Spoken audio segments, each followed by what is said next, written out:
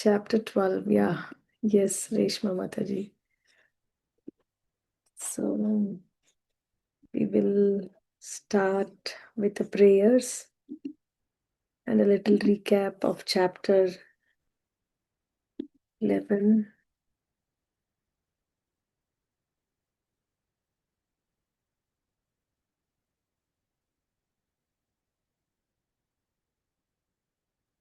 Okay, who wants to do the prayers who have not done so far? Ram Prabhu, do you want to try?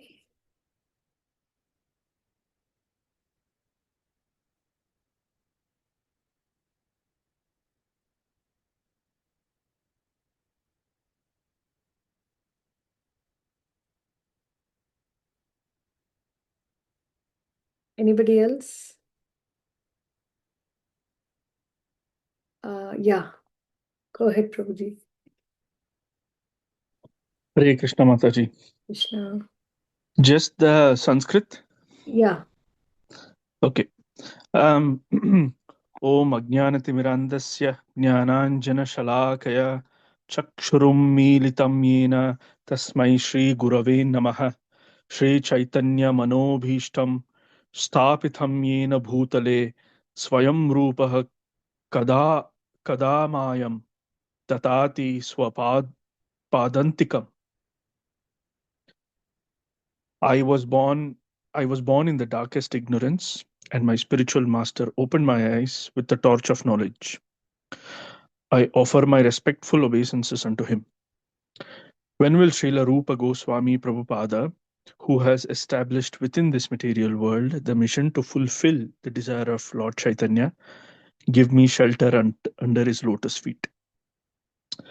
Vandeham Shri Guru, I listen to this, Shri Yuta Padakamalam, Shri Gurun Vaishnavamscha, Shri Rupam Sagrajatam Sahagana Raghunathanvitam Tam Sajivam Sadvaitam Savadhutam Parijana Sahitam Krishna Chaitanya Devam Shri Radha Krishna Padan Sahagana Lalita Shri Vishakan Vitamscha. I offer my respectful obeisances unto the lotus feet of my spiritual master and unto the feet of all Vaishnavas. I offer my respectful obeisances unto the lotus feet of Srila Rupa Goswami, along with his elder brother Sanatana Goswami, as well as Raghunatha Dhasa and Raghunatha Bhatta, Gopala Bhatta, and Srila Jiva Goswami. I offer my respectful obeisances to Lord Krishna Chaitanya and Lord Nityananda, along with Advaita Acharya, Gadadhara, Srivasa, and other associates. I offer my respectful obeisances to Srimati Radharani and Sri Krishna, along with their associates Sri Lalita and Vishakha. He Krishna, Karuna Sindho, Deena Bandho Jagatpate, Gopesha Gopika Kanta, Radha Kanta Namostute. Oh, my dear Krishna, you are the friend of the distressed and the source of creation. You are the master of the gopis and the lover of Radharani. I offer my respectful obeisances unto you. Tapta Kanchana Gaurangi Radhe Vrinda Vaneshwari Rishabhanu Sute Devi Pranamami Haripriye. I offer my respects to Radharani, whose bodily complexion is like molten gold and who is the queen of Vrindavana. You are the daughter of King Rishabhanu, and you are very dear to Lord Krishna. Vancha kalpatarubhyascha kripa sindhubhya patitanam pavanebhyo vaishnavebhyo namo namaha. I offer my respectful obeisances unto all Vaishnava devotees of the Lord. They can fulfill the desires of everyone. just like the desired trees, and they are full of compassion for the fallen souls. Shri Krishna Chaitanya Prabhu Nityananda, Shri Advaita Gadadhara, Shrivasadi, Gaura Bhakta Vrinda. I offer my obeisances to Shri Krishna Chaitanya, Prabhu Nityananda, Shri Advaita Gadadhara, Shrivasa, and all others in the line of devotion. Hare Krishna, Hare Krishna, Krishna Krishna, Hare Hare, Hare Rama, Hare Rama, Rama Rama, Hare Hare. Thank Bhagavad Gita. Okay. you, Prabhuji. Hare Krishna. Hare Krishna. So we see we are offering prayers to Radha Krishna and the associates, and Chaitanya Mahaprabhu, Nityananda Prabhu and his associates, the Panchatattva and the Goswamis and the spiritual masters in the line of disciplic succession.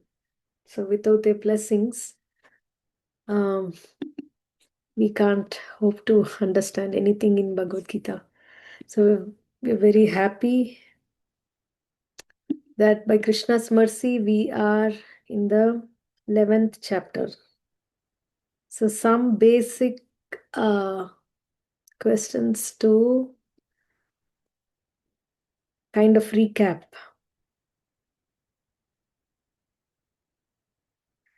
Okay, what does Arjuna say is rushing into Krishna's fearful mouths? A. Flowers. B. Devotees. C. All the kings and warriors. D. Brahmanas.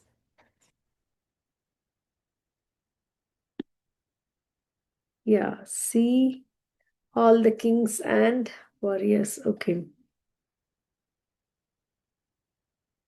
What happens to the warriors as they enter the Lord's mouths? A. They're glorified. B. They become liberated. C. They're crushed like moths in fire. D. They're blessed.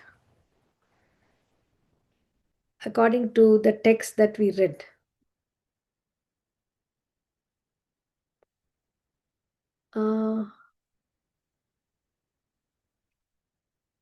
Should I repeat? What happens to the warriors as they enter the Lord's mouths? A. They're glorified. B. They become liberated. C. They're crushed like moths in fire. D. They're blessed. Yeah. Yes. Of course, they become liberated. They're glorified. But basically, but in the Kala Rupa, what we see is that they're crushed like moths in fire.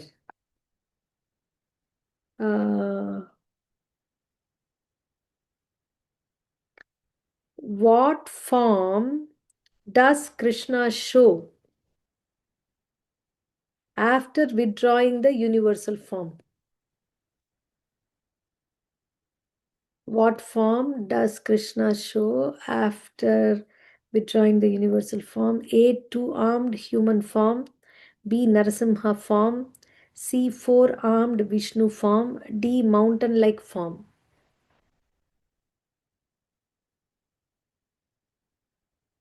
Uh,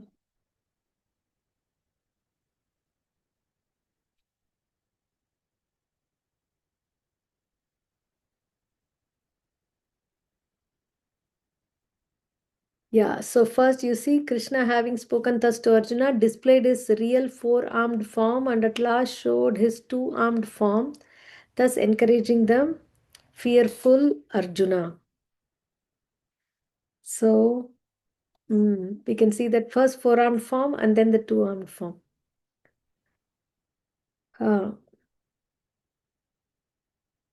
True or false? Say true or false. Krishna says Arjuna is merely an instrument in the battle.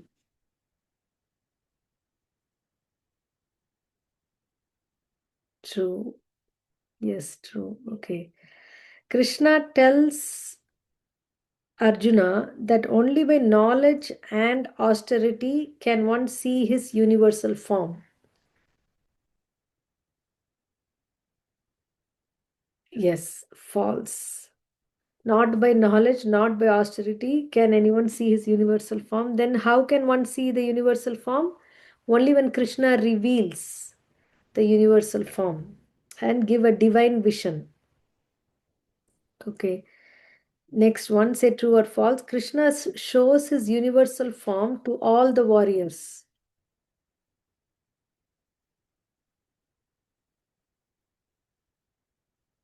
Krishna shows his universal form to all the warriors. False. Yes.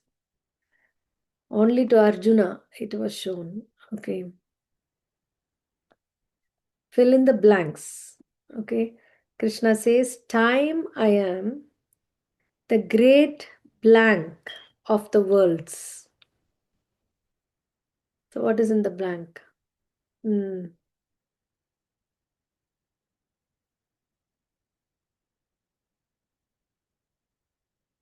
So he said, time I am.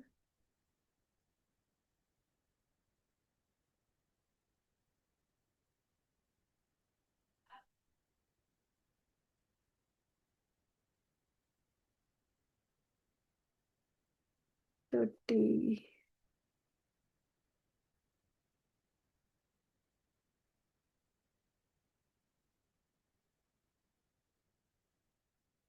Yeah. Yes, time I am the great destroyer of the worlds because it's a Kala Rupa. Krishna tells Arjuna to arise and attain blank. Uh, Arise and attain blank.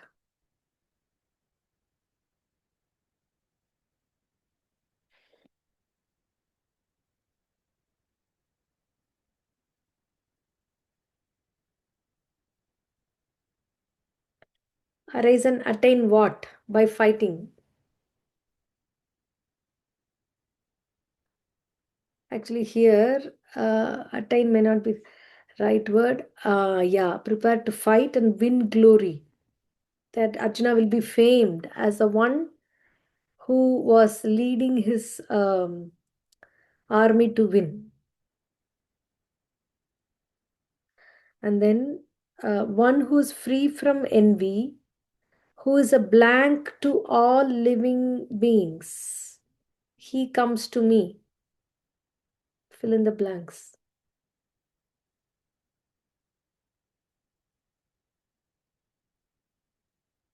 Yeah, one who is free from envy and who's a friend of all living beings, he comes to me. Okay. So,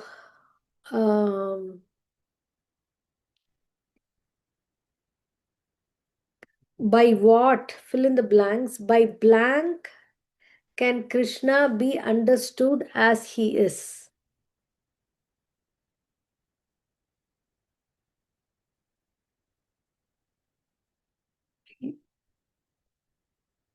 Yeah. By undivided devotional service. Krishna says, undivided devotional service. Can I be understood as I am, standing before you, and thus can be seen directly? Okay, so with this wonderful introduction of chapter 11, and then chapter 11 culminating in Krishna's universal form to four-armed form to two-armed form. So let's see what chapter 12 Arjuna is asking. So this is only 20 verses and it's very important chapter. So probably we can read, what's the time? We'll read only the important verses. Okay. 1 to 5.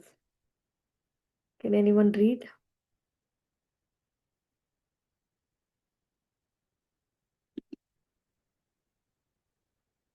Yes, Chandar Mataji. Hare Krishna Mataji. Mm. Arjuna inquired, text 1, Arjuna inquired, which are considered to be more perfect, those who are always properly engaged in your devotional service, or those who worship the impersonal Brahman, the unmanifested. Text 2. The Supreme Personality of Godhead said, those who fix their minds on my personal form and are always engaged in worshipping me with great and transcendental faith are considered by me to be most perfect. Text 3 and 4. But those who fully worship the unmanifested, that which lies beyond the perception of the senses, the all-pervading, inconceivable, unchanging, fixed, and immovable, the impersonal conception of the absolute truth, by controlling the various senses and being equally disposed to everyone, such person engage in the welfare of all at last achieve me. Text 5. For those whose mind are attached to the unmanifested impersonal feature of the Supreme, advancement is very troublesome. To make progress in that discipline is always difficult for those who are embodied. Hare Krishna. Thank you, Mataji. So, why is Arjuna asking this question? Or in the 11th chapter, after seeing Krishna in the universal form, does Arjuna want to see Krishna always in the universal form? No, No. Why?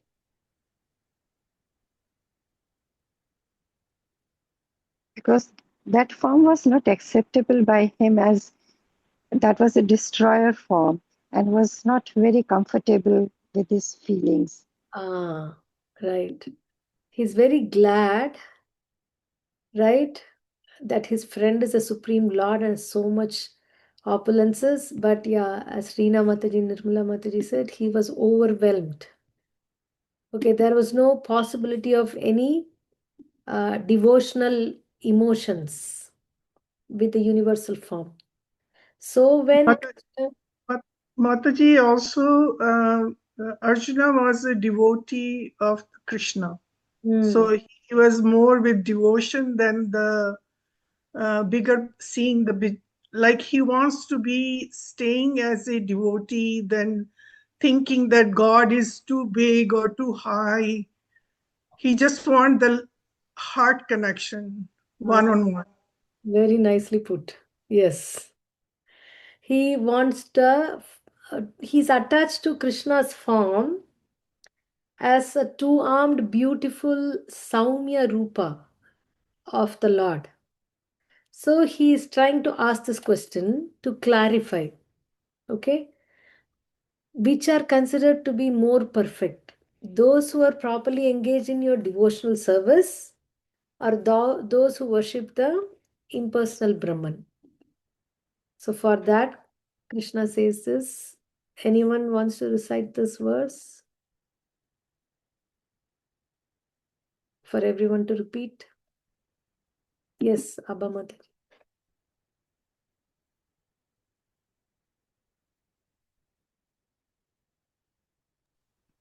Shri Bhagavan Uvacha Shri Bhagavan Uvacha Uvacha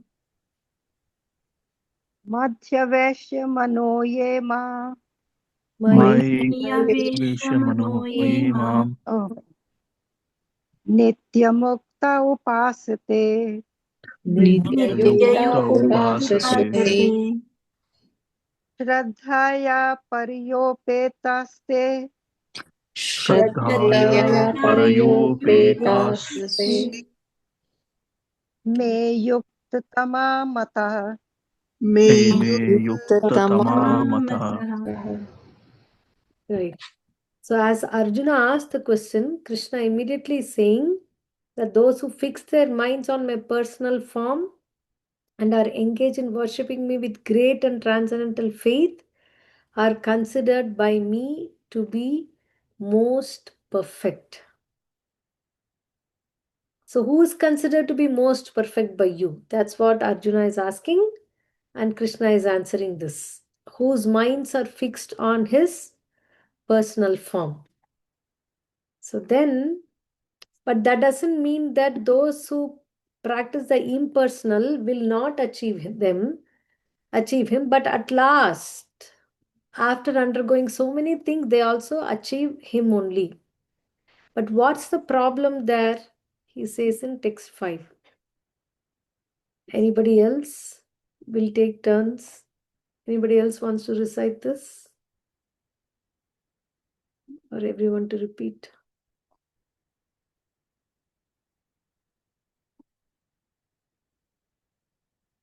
Yes, Mataji. क्लेशोऽधिकतरस्तेषाम् क्लेशोऽधिकतरस्तेषाम् तरस्तेषाम् अव्यक्तासक्तचेतसाम् अव्यक्तासक्तचेतसाम् अव्यक्तासक्तचेतसाम् अव्यक्त हि गतिर्दुःखम् Avyakta hi gatir दुःखम् दुःखम् देहवद्भिरवाप्यते dehavadbhir प्राप्यते. Thank you. So he's saying, for those whose minds are attached to the unmanifested, impersonal feature of the Supreme, advancement is very troublesome. To make progress in that discipline is always difficult for those who are embodied. Embodied means what? Who is mentioned here? Who are embodied?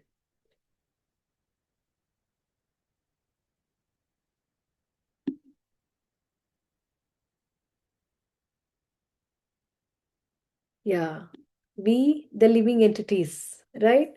We are in a form. So anything we can conceive of in a form only. So what they say in meditation, close your eyes and do not think of anything. How is it possible? Right? Mind is full of thoughts, and that too, mind is described as a restless monkey that goes from one thought to another thought to another thought to another thought. If the monkey has 10 different food items in front of him, he wouldn't be even, patient enough to eat one thing fully and then go to the next. Jump from one to another to another. So that way, mind jumps from one thought to another. How it is possible to make the mind think of something that is inconceivable? Like if I say book, then you close your eyes, you associate the book with a form, a table, a chair, a computer, a lamp, a bed, a house. Everything, as soon as we hear the sound, the mind connects to a form. Because why? We ourselves are in a form, right? In the embodied. So it is very difficult to understand and follow something that is unmanifested impersonal feature. See, that's why he says, see, it is very difficult for him. The individual soul is embodied since time immemorial. It is very difficult for him to simply theoretically understand that he's not the body. Therefore, the Bhakti Yogi accepts the deity of Krishna as worshipable because there is some bodily conception fixed in the mind which can thus be applied. So, but they say, right, why temple worship? Why, pour thousands of liters of milk on an idol? Instead, feed the poor. Okay, when thousands of Money is spent in people opening the bars, being drunk, and car races, in gambling, in casinos. Would anyone ask that the so-called moralist socialists, when millions of dollars are spent like that, in a in we know that that is sinful, so much that Las Vegas is called Sin City. It's not unknown, but still thousands of dollars are spent in that no one says anything about. But when we pour thousands of liters of milk on a deity, then they say, why bathe the stone? Because it's not idol worship. So Prabhupada gives an example here. A crude example may be given here. We may find some mailboxes on the street, and if we post our letters in those boxes, they will naturally go to their destination without difficulty. But any old box or an imitation which we may find somewhere, but which is not authorized by the post office, will not do the work. Similarly, God has an authorized representation in the deity form, which is called Archa Vigraha. This Archa Vigraha is an incarnation of the Supreme Lord, is an avatar. God will accept service through that form. The Lord is omnipotent, all powerful. Therefore, by his incarnation as Archa Vigraha, he can accept the service of the devotee just to make it convenient for the man in conditioned life. So, this is what the Abrahamic religion, the Moses, and the Old Testament all condemned. What is that? Not any old box. Somebody who paints like a post box but is kept somewhere near the post box, if we put money in that, the letter in that, it wouldn't go, because it is not authorized by the post office. So one that is authorized by the post office, the postman will come and collect the letters and drop the letters back, right? So similarly, there is a way how the deity is represented.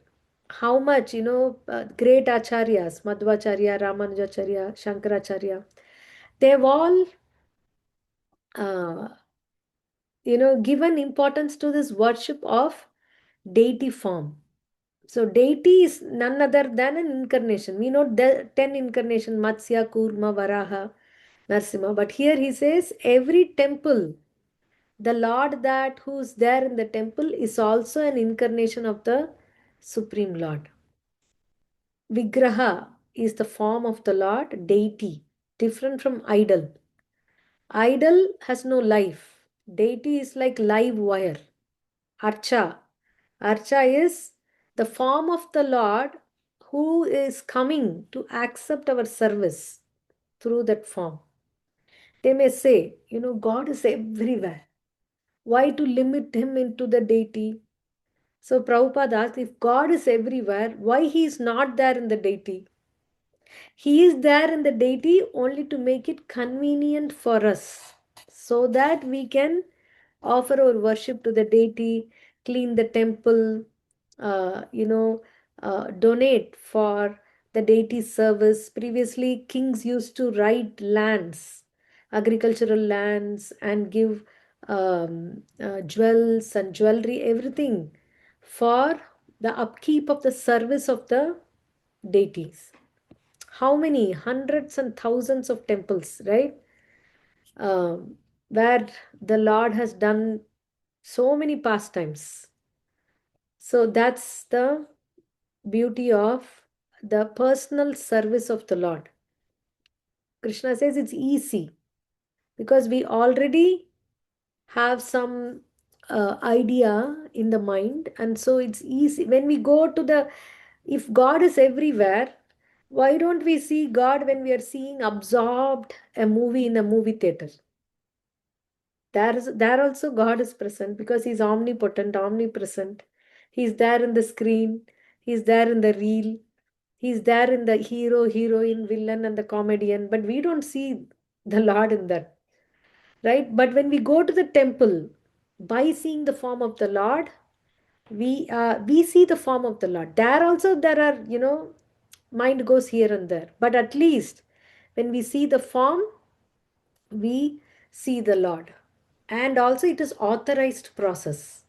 So there are descriptions in the scriptures where they say Mother Saraswati is playing veena and not a flute, and Krishna is playing a flute and not mridanga. Okay, so like this, it's not that according to our own imagination we can change that. It is authorized form, and there are sculptors who carve the form of the Lord. There is certain procedures to be followed. They fast, and then they find a particular stone, and then they give life. They don't give life to the stone. They invite the Lord to accept this form. So the deity, Krishna is not in the deity, Krishna is the deity. Right? There are so many pastimes. Anyone would like to relate anything from any temple in India where you may be coming from?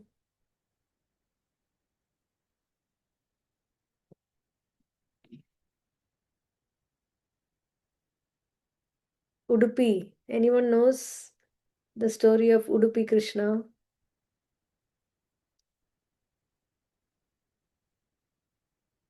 It's a great deity worshipped by Madhvacharya himself, and how the deity turned to give darshan to his devotee. So even now, when we go through the door, we don't get to see the deity. His form is seen only through the window because he turned around. So, like this, they are not just stones, and Prabhupada is giving the logic here. How his Archa Vigraha come to and accept our services, our offerings, and flowers, and anything that touches the Lord becomes spiritualized. Either the offering, the flower, and the 10,000 liters of milk. It's not milk anymore, it becomes spiritualized by the touch of the deity. And that milk cures many mental and physical diseases. That mainly it cures our disease, that we are this body and how much we are attached to the material circumstances. That material disease is cured. Yeah. So,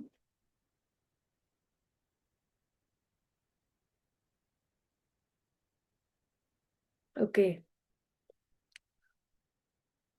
Yes. Bhuvana Mataji. Hare Krishna. No, no. What did you say, Mataji? Krishna not in a deity, or what did you say? That's very nice, Mataji. Can you repeat one more time what Yeah, you said? I forget the past time. If anyone remembers, somebody was asking, where in Krishna, where in the deity is Krishna? Prabhupada asked to some devotee. There is no, Krishna is not in the deity. Krishna is the deity. The deity. He himself is the deity. That's very nice, Mataji. I know. Very Right? nice. Yeah. Many places Yeah, I the know. deities are not carved, but they appeared and then they become deity. Like that. Yeah. So here Krishna is specifically telling about Bhakti Yoga and devotional service, uh, meditating and practically serving the personal form of the Lord. Okay, let's see what further he says. 6 to 10. Anybody would like to read?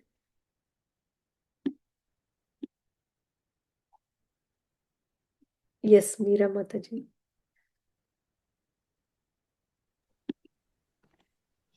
Hare Krishna Mataji. Text 6 to 10. But those who worship me, giving up all their activities unto me and being devoted to me without deviation, engaged in devotional service and always meditating upon me, having fixed their minds upon me, O son of Partha, for them I am the swift deliverer from the ocean of birth and death. Text 8. Just fix your mind upon me, the Supreme Personality of Godhead, and engage all your intelligence in me. Thus you will live in me always without a doubt. Text 9. My dear Arjuna, O winner of wealth, if you cannot fix your mind upon me without deviation, then follow the regulative principles of Bhakti Yoga. In this way, develop a desire to attain me. Text 10. If you cannot practice the regulations of Bhakti Yoga, then just try to work for me, because by working for me, you will come to the perfect stage. Thank you. So, he says here, those who worship me, giving up all their activities unto me, being devoted to me without deviation, engaged in devotional service, and always meditating upon me, having fixed their minds upon me. So he says, I am the swift deliverer from the ocean of birth and death. Why is this analogy given here? Ocean of birth and death.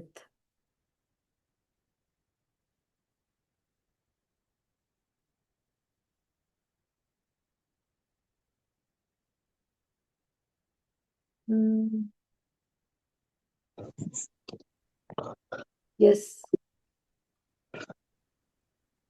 Prabhu, Mataji, can I speak? Yeah.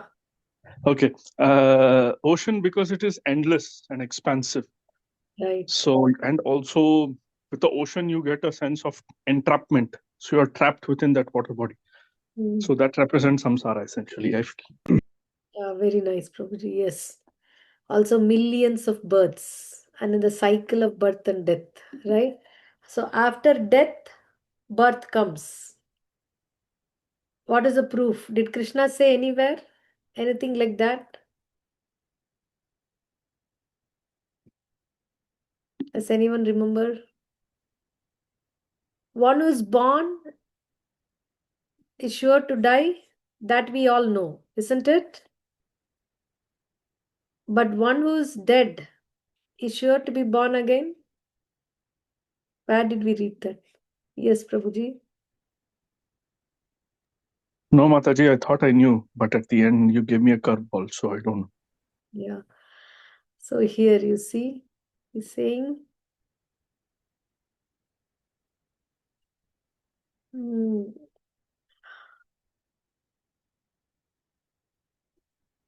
text 27. One who has taken his birth is sure to die.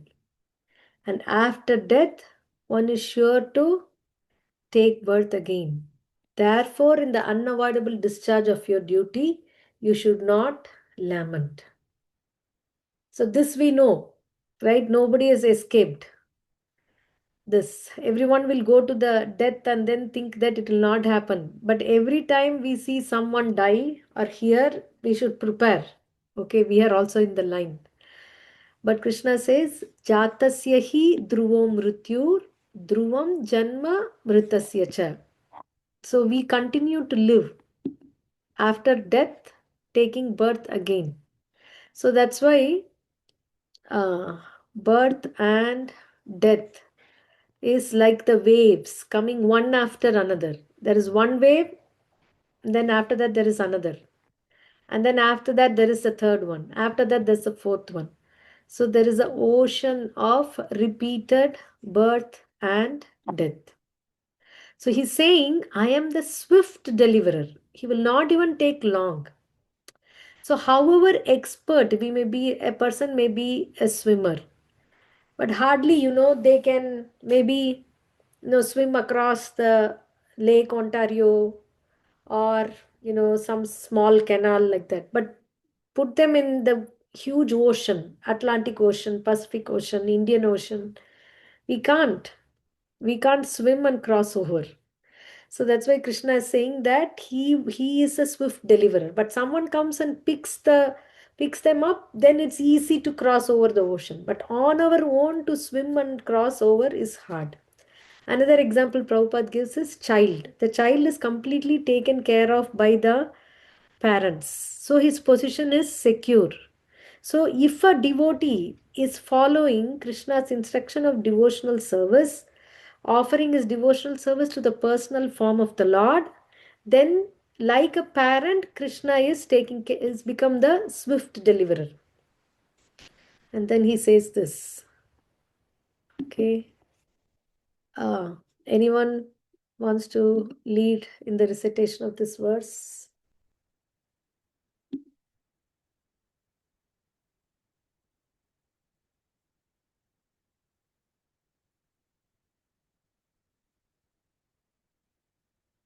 No one? Okay. Mayeva mana adatsva.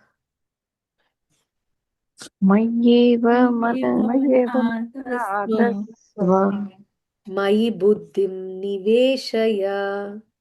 Mayi Mayi buddhim buddhim nivesaya. Niveshaya Niveshaya. Nivasishyasi mayeva. Nivasya Nivasas. Nivasyasi Mayeva Mayeva. Ata urdhvam na samshayaha. Ata Ata Urdhvam na Urdhvam Samshaya. Samshaya Sanshaya. Okay. So what's he saying? Just fix your mind upon me and the Supreme Personality of Godhead and engage all your intelligence in me. Thus you will live in me always without a doubt. We don't even need to wait to go back to Krishna. If you are doing these two things, Krishna is saying you're already living with me. Right? He's saying just fix your mind. I mean, it's easy to come, go to the temple, put some donation, or give some, big sum amount as a donation and put our names on the plague board. But giving our mind to the Lord is not an easy thing. It's not a small thing. But that's what Krishna wants. More than our donation, more than anything else, He wants our mind. Along with the mind, what He wants? Our intelligence. Because we use these two things, faculties, exclusively for our own benefit in this life. But Krishna says, you engage these two faculties for me, then you will live with me. And that's why this mantra chanting, why we are, insisting on chanting. Because while we are dedicating ourselves to the chanting of the mantra, we are forcing our mind to be on the Lord. At least for some time that we chant the mantra, and then we train ourselves slowly to fix the mind by regulation. So he's saying just do these two things. Fix your mind, engage your intelligence. Then, but it's not possible for everyone. So is there no way? It's not like, if you don't do this, there's an eternal hell for you. Krishna is not that not merciful. If you cannot do that, he says what? If you cannot fix your mind upon me without deviation, then follow the regulative principles of Bhakti Yoga. In this way, develop a desire to attain me. They say, right, where there is a will, there's a way. But we need to develop the will. To develop the will, he say, practice. Follow the regulative principles of Bhakti Yoga. Regulative means what? In a fixed manner, in a regulated manner.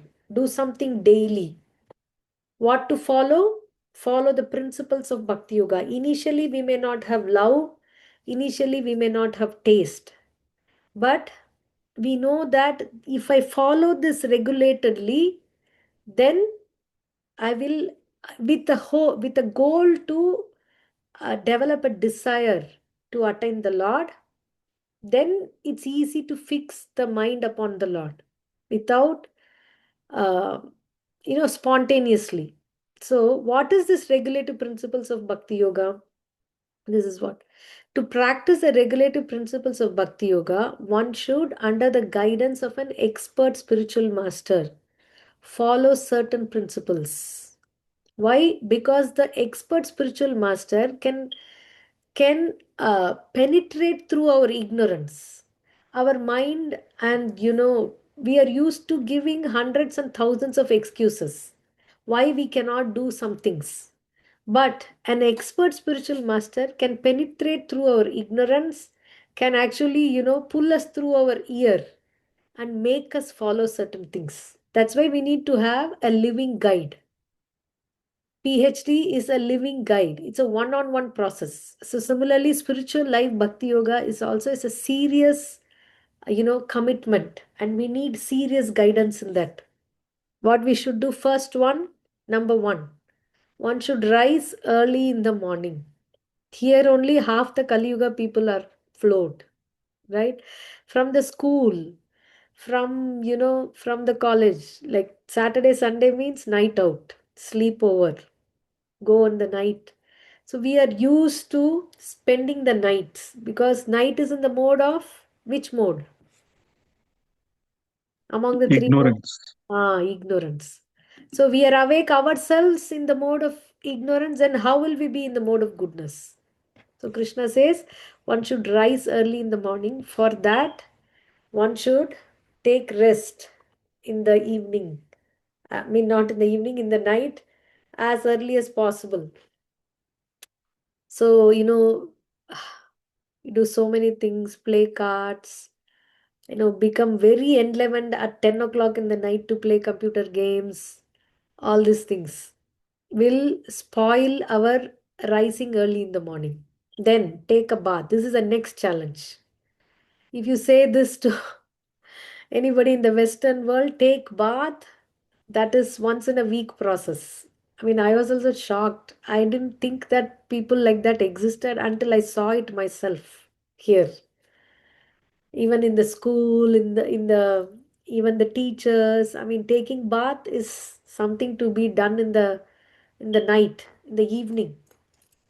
Morning, just get up, freshen up, brush the teeth, put some makeup and the fragrance perfume and run. Is it not?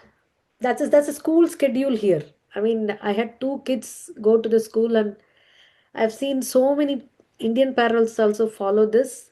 First, they send their children in the morning to the school, whether in winter or summer. Then they come back, and then in the night they take the bath. When Hanuman went to Lanka in the night, that's what he observed. Everyone was taking bath in the night. Taking bath in the night means Rakshasa bath. Taking bath before sunrise uh, is human bath. Taking bath after sunrise is demoniac bath. And in the night is Rakshasa bath. So rise early in the morning, take bath, enter the temple, and offer prayers and chant Hare Krishna. So we see, 4:30 in the morning, Mangalarti starts, and then we offer Samsara Dhava prayers, um, and then chant the japa. There is 2 hours of japa time. Yeah, I mean, in Tirupati, what time the Lord gets up? 3 o'clock. In Guruvayur, the first darshan is at 3. Have you seen any deity, the temple opening at 10 o'clock? 10 o'clock they close for the afternoon nap. They open morning 4 or 5. Right? So offer prayers, chant Hare Krishna, then collect flowers to offer to the deity. So that's what we see. Govindam Adi Purusham. So when we see the Darshanarati, how nicely the flowers are used in the deity service, then cook foodstuffs to offer to the deity. So Krishna is woken up with a milk sweet.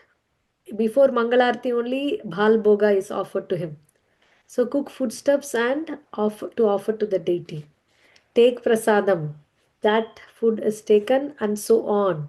Not that these things are only should be practiced in the temple. Once in a year, in New Year time, January 1st, people will do this. Night after hangover, get up, take a bath, and go to the temple and pray that this year I should be able to drink more without any diseases in the body.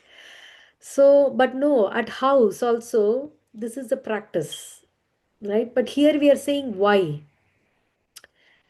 We were told, like, do this and do that, and I never did this. But Bhagavad Gita, when Srila Prabhupada explained, his disciples explained, they explained why we have to do that, because it's a regulative process. It's a process of awakening love for Krishna. And these are the various rules and regulations which one should follow, and one should constantly see, not 1 hour, not 2 hours. Here, Bhagavad Gita and Srimad Bhagavatam from pure devotees. So that's why we have a morning reading schedule, evening japa, and evening reading schedule, and afternoon there is somewhere, in our busy day, we should mold in such a way that we are always reading or hearing something. This practice can help anyone rise to the level of love of God, and he is sure of his progress into the spiritual kingdom of God. With a simple practice, which is not very difficult to do. Initially, it may be hard, but once we start doing it, we get a taste of it. So, this practice of Bhakti Yoga, under the rules and regulations, with the direction of a spiritual master, will surely bring one to the stage of love of God. So, this is the second thing. If a person is not able to do this also, then Krishna says, if you cannot even practice the regulations of Bhakti Yoga, then just try to work for me. Because by working for me, you will come to the perfect state. There are so many who volunteer in the temple for some seva, some volunteer hours. They want to donate something, help in some way. But they wouldn't be very much interested to do this. Rise early in the morning. That's the next step. But at least if that is not possible for those, at least do this. And he says, if you are not even able to work in this consciousness of me, then do some work, some social work, selfless work, giving up the results of your work and try to be self situated. Means, anyway, the money and everything, the fame and the bodily beauty and ability, everything will be taken away in due course of time. Better use that for, I mean, he's telling try to do something not for yourself. That is a starting point. Then if that is not possible, why that's not possible? Because we don't know why we should do that. So engage yourself in the cultivation of knowledge. But better than that is meditation. Better than the meditation is means the next level. Knowledge leads to meditation. Meditation leads to renunciation of the fruits of action. And by such renunciation, one can attain peace of mind. Oh, we went over. I think, yeah. 11 to 15. Can someone read?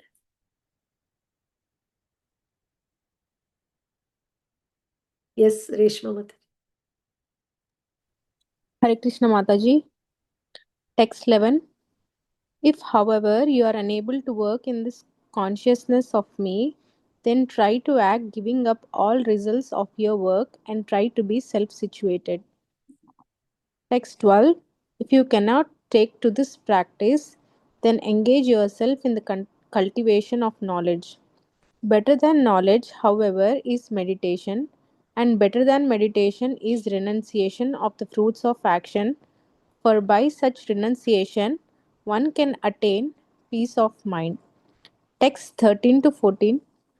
One who is not envious but is a kind friend to all living entities, who does not think himself a proprietor and is free from false ego, who is equal in both happiness and distress, who is tolerant, always satisfied, self controlled, and engaged in devotional service with determination, his mind and intelligence fixed on me, such a devotee of mine is very dear to me. Text 15. He by whom no one is put into difficulty and who is not disturbed by anyone, who is equipoised in happiness and distress, fear and anxiety, is very dear to me. Hare Krishna. Thank you, Reshma Mata. Yeah, so he see, then from 13 to 20, he says about, they are called dear verses. Such a devotee is very dear to me. Who is that? This is a very nice verse. Can read. Anyone wants to recite?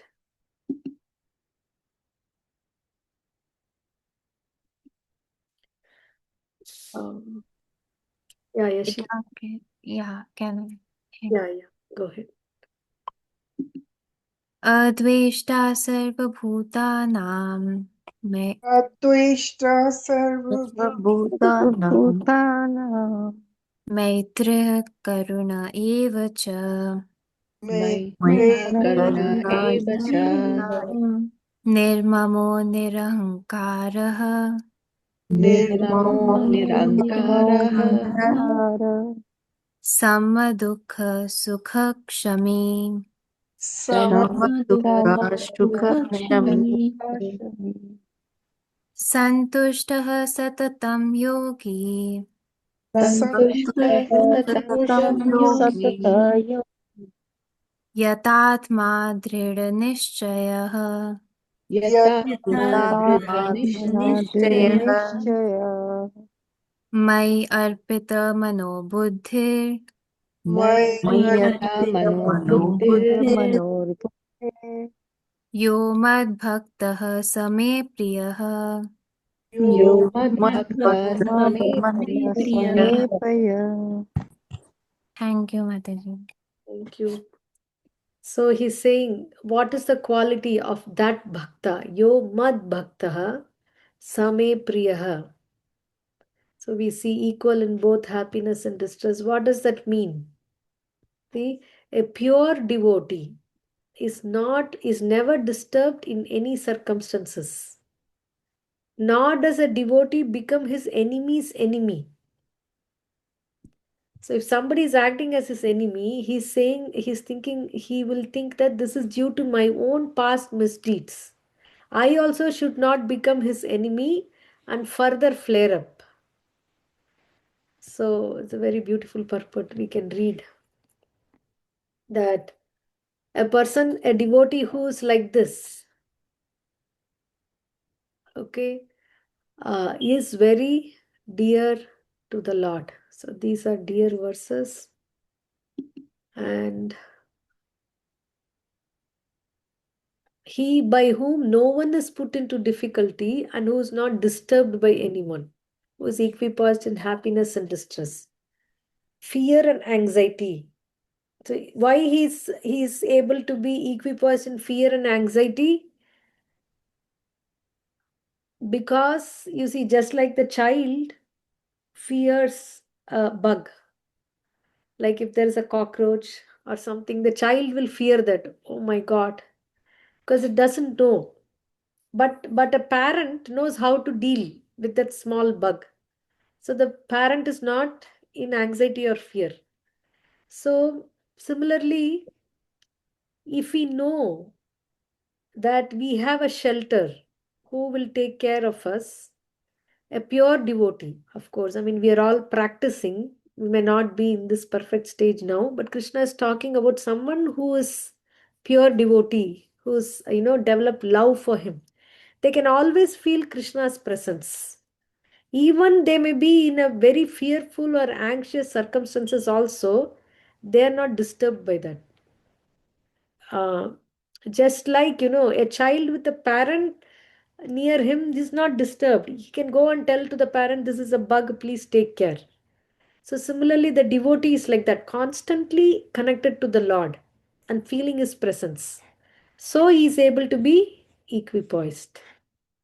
Okay, the last 16 to 20.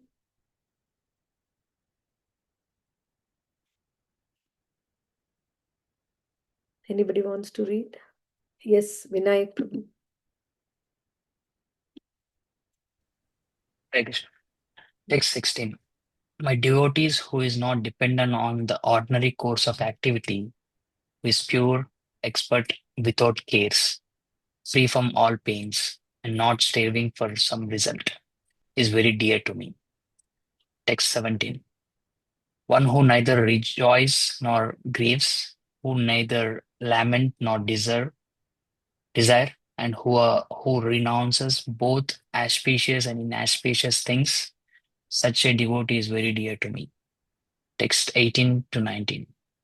One who is equal to friends and enemies, who is equipoised in honor and dishonor, heat and cold, happiness and distress, fame and infame, who is always free from contaminating association, always silent and satisfied with anything, who doesn't care for any residence, who is fixed in knowledge and who is engaged in devotional service. Such a person is very dear to me. Text 20.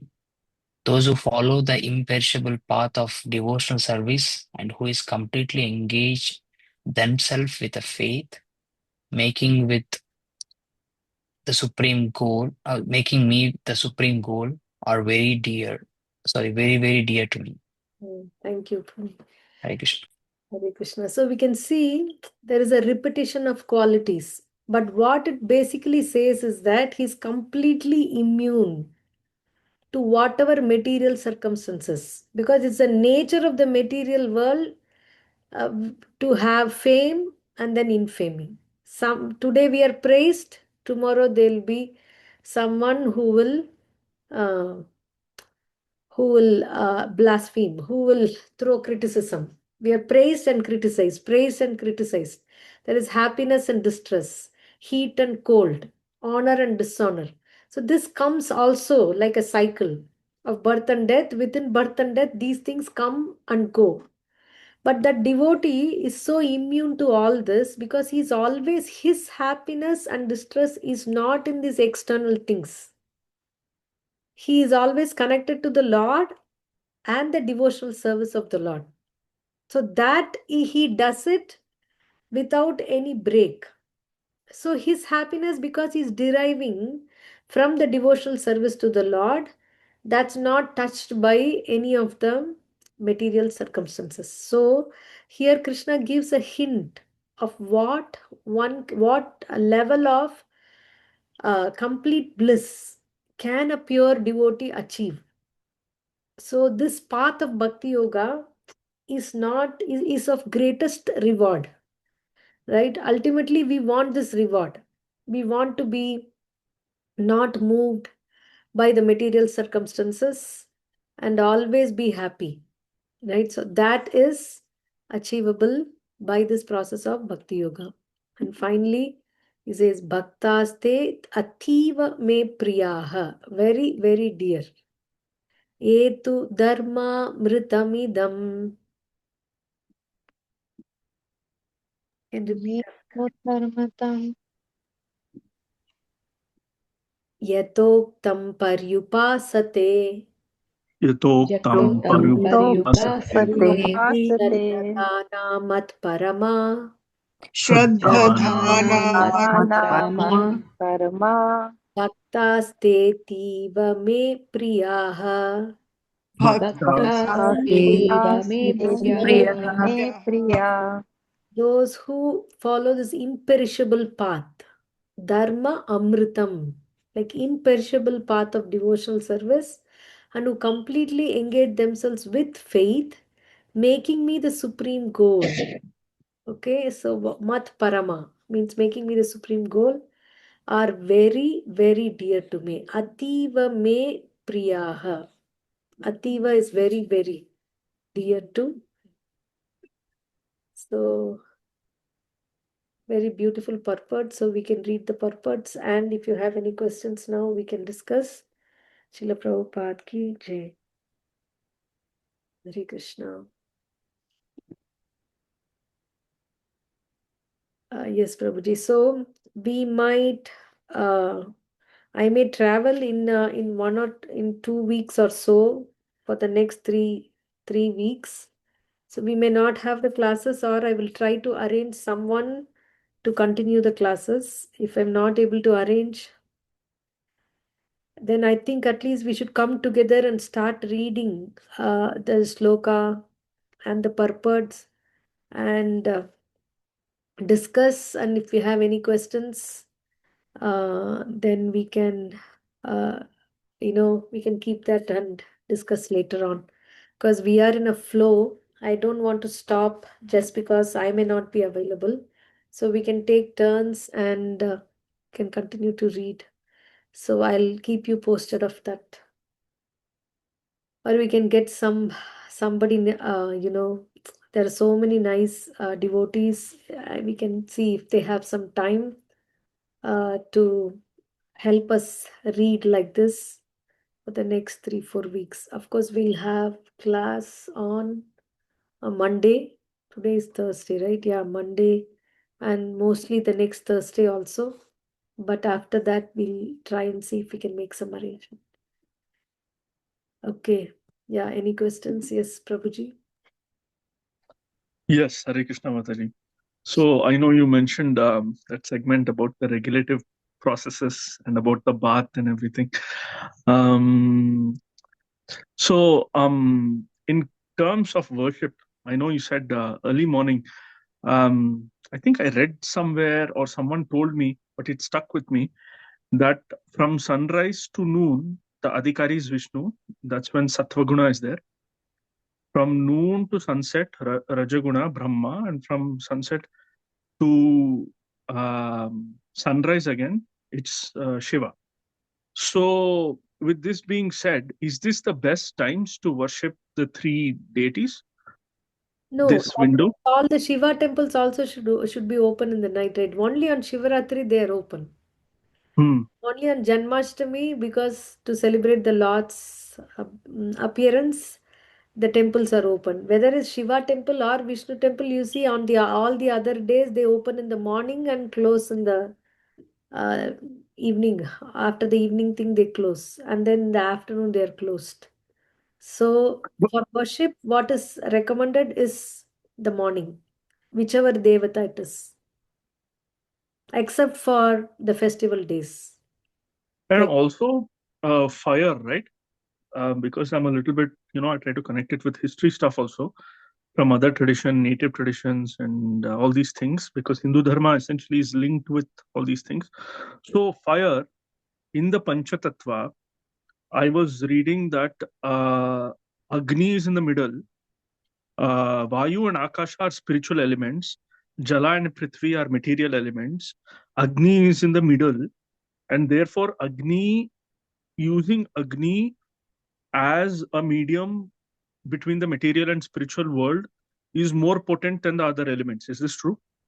actually, Akasha and air is not spiritual but subtle, not perceivable. As So, we go, like first, earth is more perceivable. no, Water, that's what I'm saying. Because it is more material, it is lower in energy. That since they are more subtle, they are higher in energy, and therefore they make up the spiritual world. no, spiritual world is made up of Satchitananda spiritual energy. In the spiritual world, there is no requirement of air and ether. Ah, Yeah, that's what Krishna says. Sunshine and moonshine and fire is not required, neither air nor ether. All those five are required only for the Panchabhuta here in the material. okay. Then why Agni for cremation, Agni for yajna, Agni for Mahamangalarti, Mangalarti, all these things? Why Agni? Agni is what? Agni is as a fire in the stomach. And Agni, is making for, cooking and also for making the Because elements that to go to the elemental state in the mhm, physical. even for judgment, right? Like you see Draupadi walking, Sita Mata walking through fire, Ramachandra walking through fire, judging in other things also. That's why I'm Yeah, like, each element and their devata has a particular uniqueness. So Agni has got that. The thing of, yajna is Agni, and then going through, people go around yajna, or Agni Sakshi. So we say that. mhm, So that okay. is the uniqueness of that element and the elemental devata. Same way, Hmm. each and every earth also has a peculiarity and uniqueness. Same way, water is for purification. You see, we do the achaman without water. Achaman, yeah. Yeah, Yeah, yeah, like that yeah, way. Without fire, Agni cannot even burn. So like that way, they are all interlinked. yeah. So, but so there's no hierarchy, you're saying. There might be hierarchy, but I don't know much about the hierarchy. But what I've learned Hmm. is each element is unique and also indispensable for the other elemental to work together. Really? Okay, Yeah. I see. Okay, Mataji. Thank you. Shubhratri. Hare Krishna. Chandar Mataji. Mataji, I have a question to you. How to inspire, as this chapter is talking about regulatory practice for the people to start for devotional service. And around us here in North America, we see, as you say, people don't take even shower or bath in the morning and all that. And we see this, it's very common here. How we can bring people to this level, at least they start doing, or at least starting shocha, or to their body to clean and then go to the next step in very simple way, and very practical, one-on-one, I mean very personal level. See, that's why, instead of if we tell people just do this, don't do this, then they will not be inspired to follow. But if we tell why they have to do this, see, Krishna could have told this in the first chapter or in the second chapter that do all this, principles of bhakti yoga. But he's telling in the 12th chapter, after showing the universal form, after explaining who he is, in the 10th chapter, after saying how, so many different things. So it's a step by step process of revelation of knowledge. Then people will be inspired to do this. But even in common sense, you see so many skin problems, skin diseases are there because of this. Only external cleanliness is needs to be there every day, daily. We are fortunate to have seen our parents take a shower, and they, as babies, we were also given shower every day, and then we grew up like that. But they have not grown up like that. They have not been, they don't see their older generations take bath and shower every day, so they what to do. So what we have to do is a systematic enlightenment of this knowledge that will help. There is no shortcut to make them do this, and also we cannot force also, but we can use common sense and logic to explain. But nowadays, the it is more the dermatologists, they are saying this, that many skin problems, skin diseases can be avoided if we take a bath early in the morning. But yeah, so even from a medical perspective, I mean, there are doctors here, they can also comment. That's a that's a good thing to do. Then by slowly, step by step spiritual knowledge, we can enlighten them. They should feel themselves, oh, I have to do this. Yeah, so we have to inspire them directly or indirectly. Depending on how much they can take. If they take directly, then we can say ourselves. We have to be an example ourselves also. And then, depending on where they are coming from, how much they can take it, whatever works for them, we give that much dosage. Thank you, Mataji. Thank you, Mataji. You've joined the Bhakti Shastri in Noida, right? Yes, Mataji. Very It's soon going. you'll It's be answering many questions. Oh my God, it's so, I'm in awe all the time. Right. I, every day I feel like I should just do this only. Wonderful, wonderful. You'll come out, completely, fully enriched with knowledge, and you can answer so many questions, and maybe you can take the next Bhagavad Gita class too. Thank you, Mataji. If you bless me, I will do that. That's my prayer. Definitely, that's what here. That's my goal. I already started with my own people, like whoever come to me for my sessions. So it's doing wonders actually. I'm in tears every time after I finish Wonderful. where I'm heading to. I don't know what my future is, but I don't know. I'm not thinking too much. Very nice, Mataji. Very nice. I know your interest is so deep that you don't mind the rigorous commitment that it takes. So hats off to you, and keep continuing this, Mataji. Mataji, it's all, I feel Krishna's mercy is pouring on me these days. I don't even imagine Right. the time like this Wonderful. in Wonderful my to hear. life. Thank you so much. Nirmala Mataji, we are missing seeing you for a long time. Hare Krishna Mataji. I'm trying to join regularly. Now, at least the morning session, I should be regular. I was not able to join Mataji for a while. Yeah. Hope your Mataji, I have a health question. is okay. My health is getting better, Mataji. Slowly, I am getting better. Hmm. So I have a question, Mataji. We saw a good devotee should be equipoised in honor and dishonor. So when things don't go well, how to not become enemy of our enemies, as you said, while protecting our peace at the same time? Like, can we speak up or should we accept everything silently? No, I mean, wherever there is required, we have to speak up. Okay. But we are not so much moved by what others think about us or tell about us. That's the point.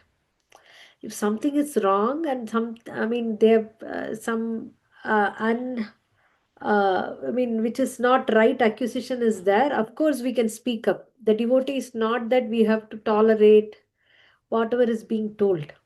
Whatever is required at that situation, either ignore, because some people, even if you tell, they're not going to listen. There are people who will keep finding ways to dishonor or try to find loopholes to criticize, even if we counteract them.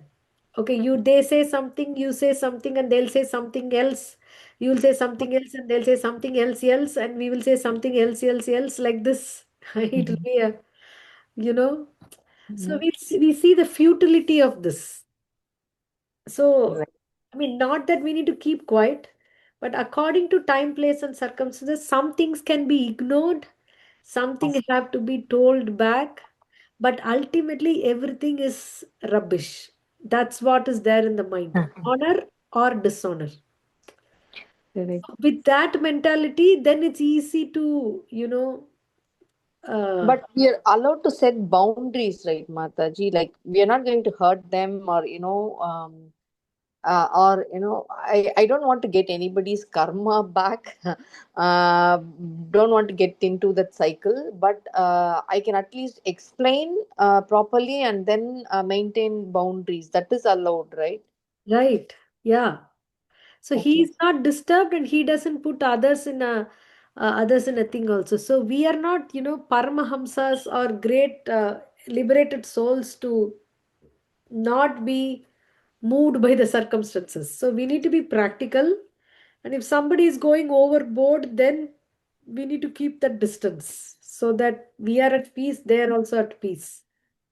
But then we understand that, that time one Chakravarti Prabhu, he was telling in a lecture that people who are like we think are the worst enemies, 5 years before they become the best of friends. And then people who think that they are the best friends and they understand us very well, they will become, they will do bulty and they'll become the worst of enemies. So like that we can see, Okay. things changing. So Right. a Okay. devotee, we learn that at least theoretically and not be bothered much. Because if somebody is hating us or dishonored us, we don't take it to heart and think, and I mean, brand them that this person is like this for life. We don't Okay. have time to all this, and it doesn't, there is no, point in doing that. So we Okay. take things as it comes. Somebody is honoring, okay, fine. Somebody is dishonoring, okay, of course we are unhappy, but that doesn't define us, right? So, Okay.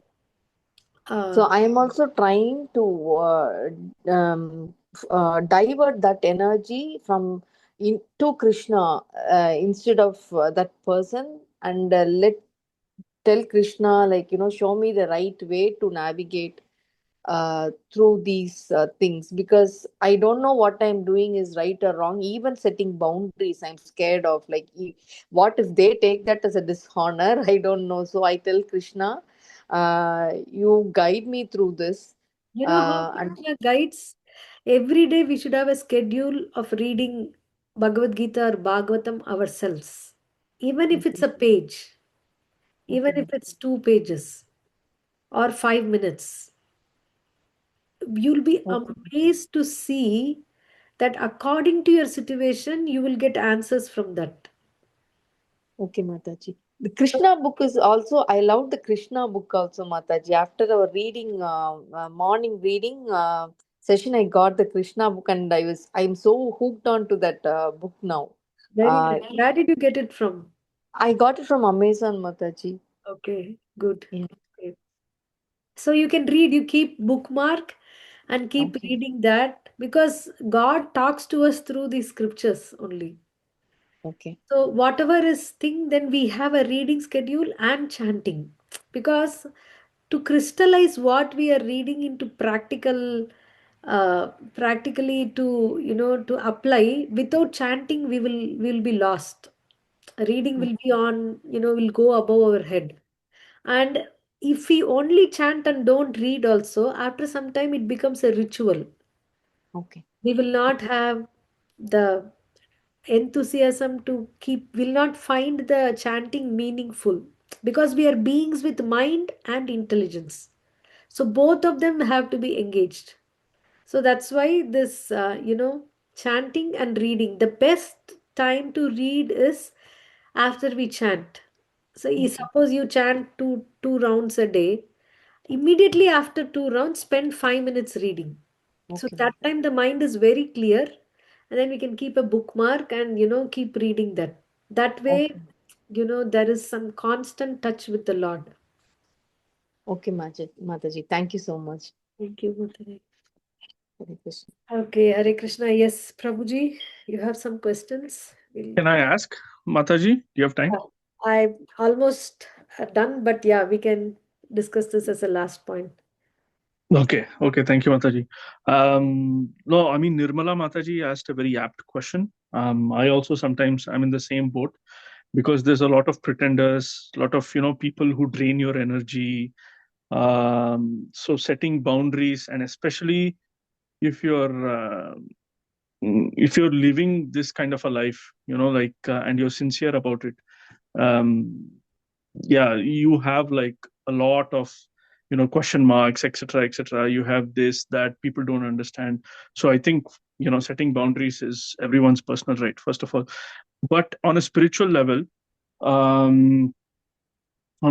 level, if we are used as vessels, so the act of not retorting back or saying anything back, so I struggle with this, because on one hand, we are vessels or instruments of the Lord to execute divine will and the spiritual laws. And on the other hand, okay, if we are Paramahamsas, I mean, like you said, great souls, then we withstand it. We take the blows. We know there's a higher will, etc. But for everyday people, I'm sure they struggle with it, and sometimes they even break and they give up. And it doesn't have to be a spiritual attack, it can be even life.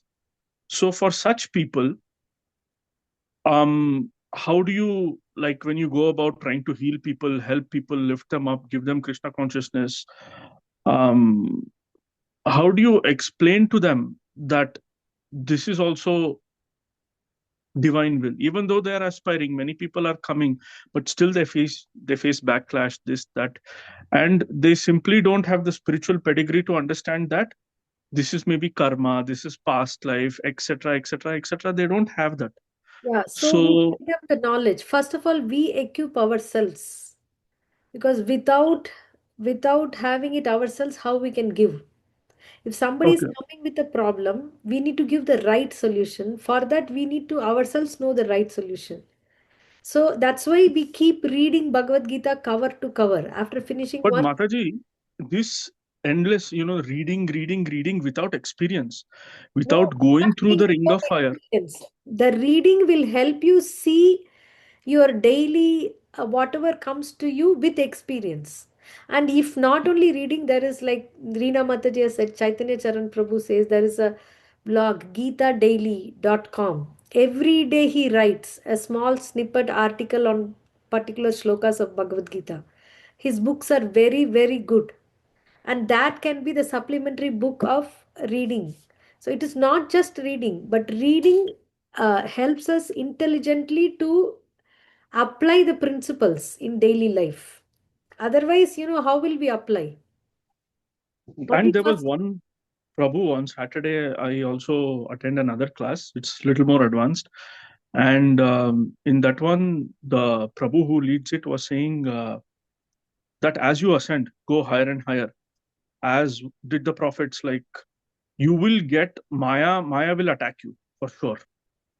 And like many of the gurus, just before they go into a very high level of ascension, they get a massive backlash. So But they are equipped with to they're equipped.